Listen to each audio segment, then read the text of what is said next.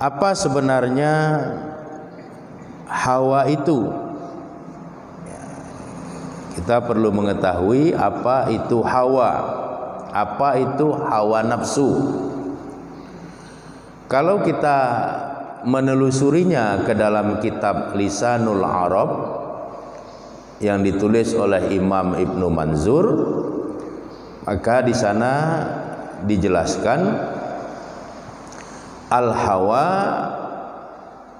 maknahu mahabbatul insani ala syai'a wa ghalabahu ala qalbihi. Itulah pengertian al-hawa atau hawa nafsu. Artinya hawa nafsu itu adalah kecintaan manusia, mahabbatul insan, kecintaan manusia ala syai', atas segala sesuatu, wa ghalabatuhu ala qalbihi, sehingga kecintaan terhadap sesuatu itu betul-betul menguasai qalbu atau hatinya.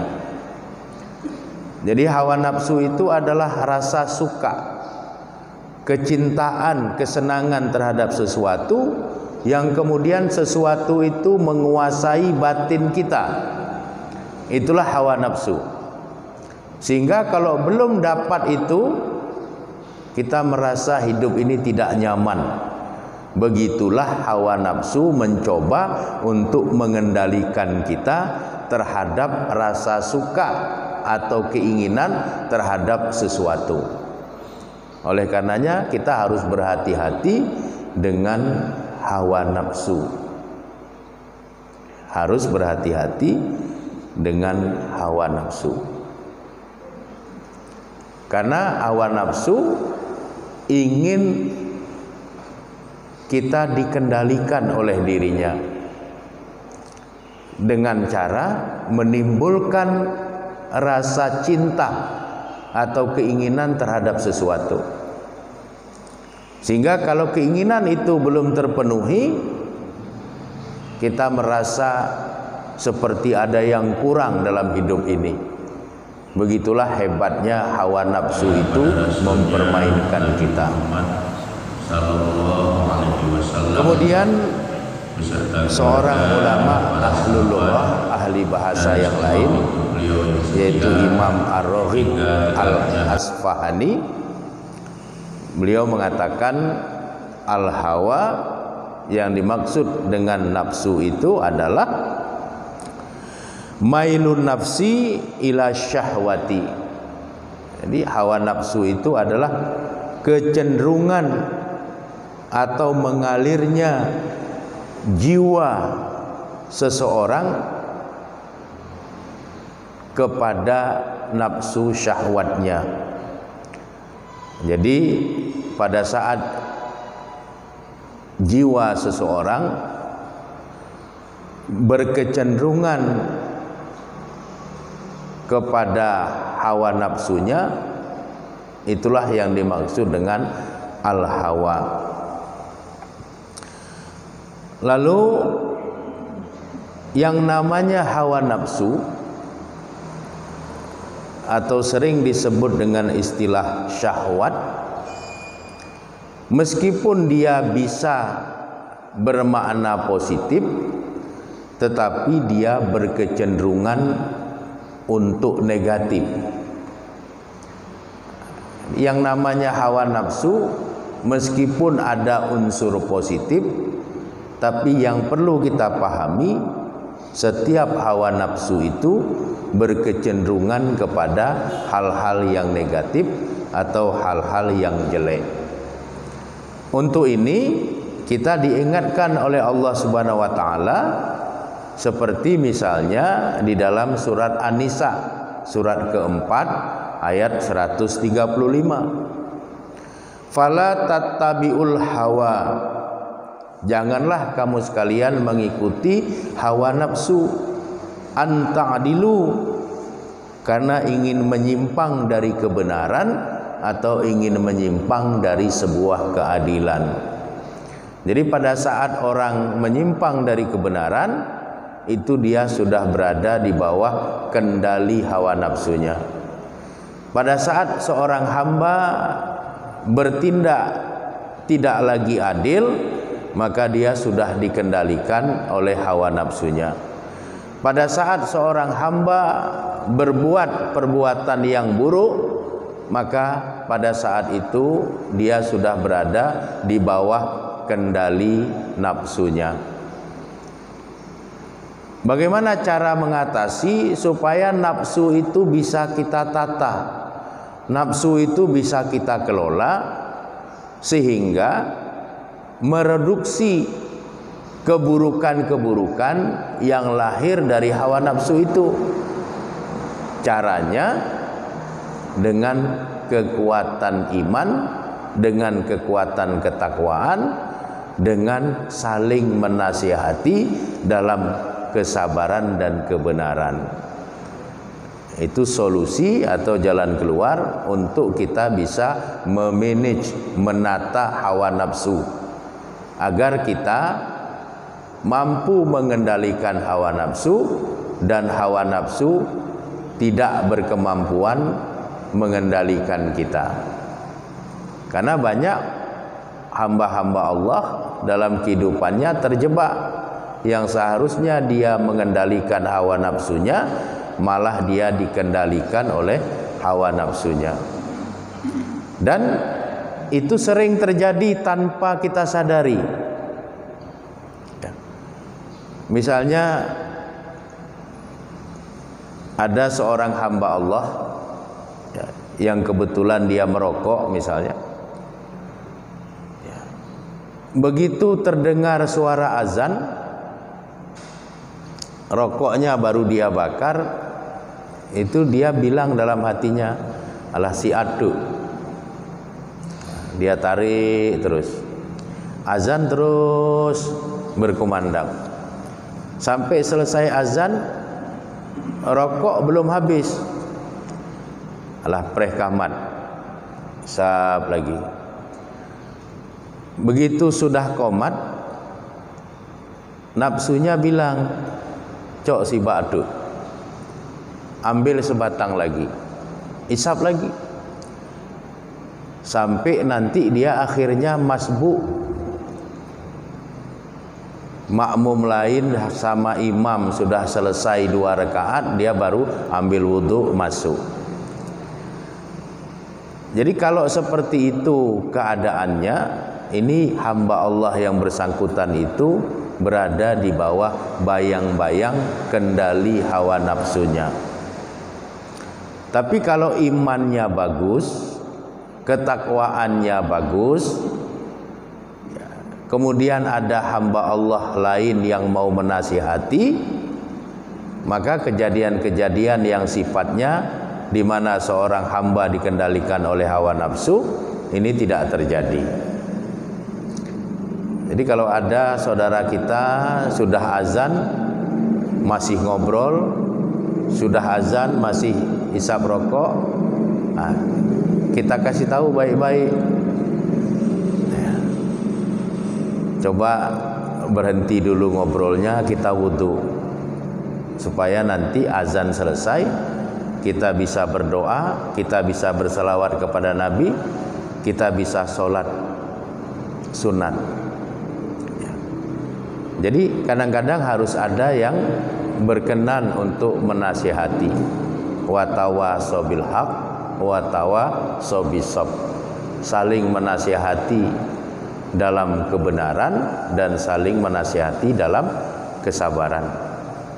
Kalau imannya bagus, pasti dia akan menerima nasihat itu. Oh ya, supaya kita segera berwudu. Karena kalau wudu kita tergesa-gesa, bisa-bisa tidak sempurna wudhu kita. Kadang-kadang kalau kita wudhu tergesa-gesa, doa setelah wudhu pun kita lupa membacanya. Jadi berwudhulah dengan keadaan yang tenang. Selesai kita berwudhu, kita berdoa kepada Allah, yaitu membaca doa setelah wudhu.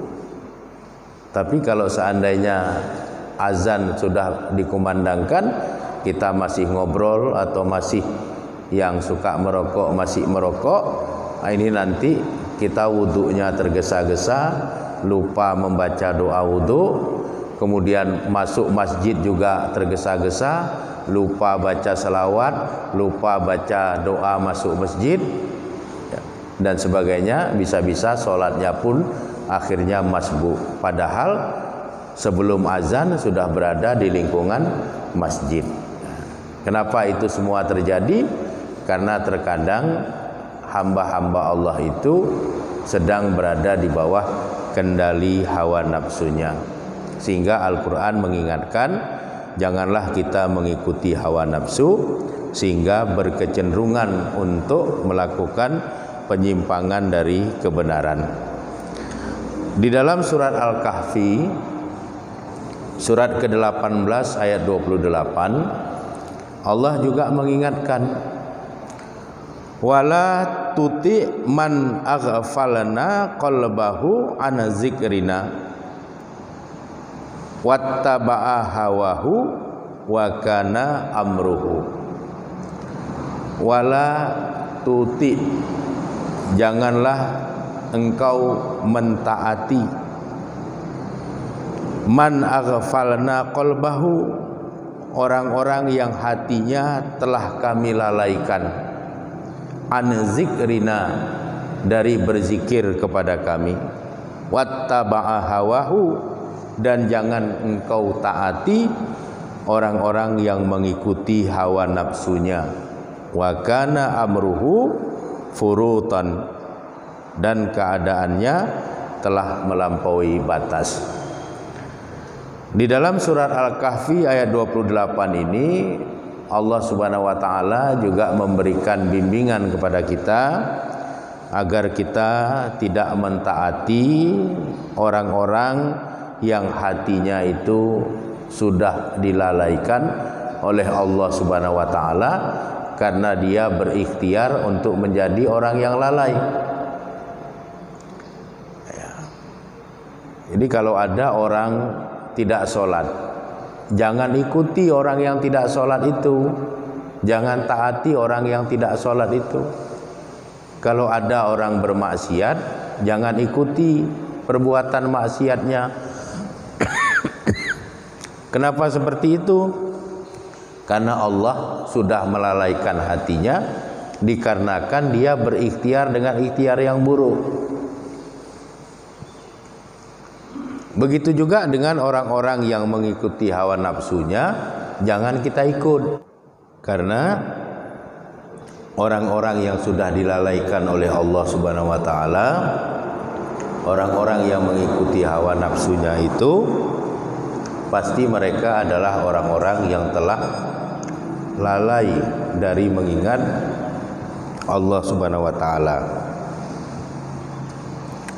Lalai dari mengingat Allah Subhanahu wa taala dan mengikuti hawa nafsu itu disebut dengan furuton. Jadi furuton itu artinya melampaui batas yang sudah ditentukan oleh Allah Subhanahu wa taala, dan itu adalah sesuatu yang bersifat pelanggaran di dalam hukum-hukum Islam.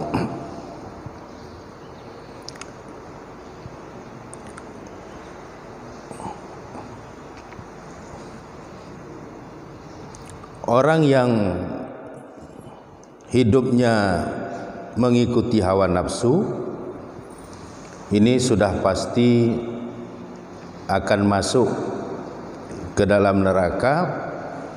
Sedangkan orang-orang yang bisa menata hawa nafsunya dipastikan dia akan masuk ke dalam surga, dan surga adalah tempat kembalinya. Nah, jadi wa amma man khofa maqama rabbih, adapun orang-orang yang takut kepada kemahabesaran Rabb-nya, wa naha nafsa anil hawa, dan dia bisa mencegah dirinya dari hawa nafsunya, fa innal jannata hiyal ma'wa, maka sesungguhnya surga itu adalah tempat tinggalnya. Jadi konspirasi antara hawa nafsu dengan syaitan, dengan iblis itu sangat berbahaya. Karena konspirasi kekuatan iblis dengan hawa nafsu itu menjadi keburukan yang bersifat ganda. Iblis dan syaitan akan lebih efektif bekerja kalau hawa nafsu manusia itu mendominasi dirinya. Oleh karenanya, kekuatan iman kita, fitrah kesucian kita, ketakwaan kita, dan hidup dengan saling nasihat menasihati, ini bisa menekan dan mengalahkan serta mengendalikan kekuatan hawa nafsu yang berkonspirasi dengan kekuatan setan dan kekuatan iblis. Kalau kita bisa selamat dari kendali hawa nafsu terhadap diri kita, maka kita akan masuk ke dalam surga. Tapi kalau hawa nafsu terus mengendalikan kehidupan kita, maka besar kemungkinan kehidupan akan berakhir dengan su'ul khatimah, dan akhirnya akan sampai dalam kehidupan akhirat yang menyengsarakan. Oleh karenanya, kita perlu terus-menerus melakukan muhasabah, melakukan introspeksi diri. Apakah jalan hidup yang kita tempuh selama ini sudah merupakan jalan hidup di mana kita mengendalikan hawa nafsu, bukan dikendalikan oleh hawa nafsu. Ini menjadi penting, karena kalau kita lalai atau ghaflah, maka kita akan tetap hidup di dalam bayang-bayang kekuatan hawa nafsu kita, sehingga kita tidak boleh menjadi orang yang ghaflah, menjadi orang yang lalai, supaya kitalah yang mengendalikan hawa nafsu, bukan kita yang dikendalikan oleh hawa nafsu. Karena siapapun yang hidupnya dikendalikan oleh hawa nafsu, bisa dipastikan dia akan masuk ke dalam neraka jahim. Na'udzubillah min zalik. Ya, mudah-mudahan Allah Subhanahu wa taala menyelamatkan kita semua. Kita hidup dengan mengendalikan hawa nafsu, bukan hidup kita ini dikendalikan oleh hawa nafsu. Demikian saja yang bisa saya sampaikan. Mudah-mudahan apa yang saya sampaikan bermanfaat. Kurang dan lebih saya mohon maaf. Kepada Allah Subhanahu wa taala saya mohon ampun. Hadanallahu wa iyyakum ajmain. Wallahu a'lam bishawab. Walhamdulillahirabbil alamin. Assalamualaikum warahmatullahi wabarakatuh.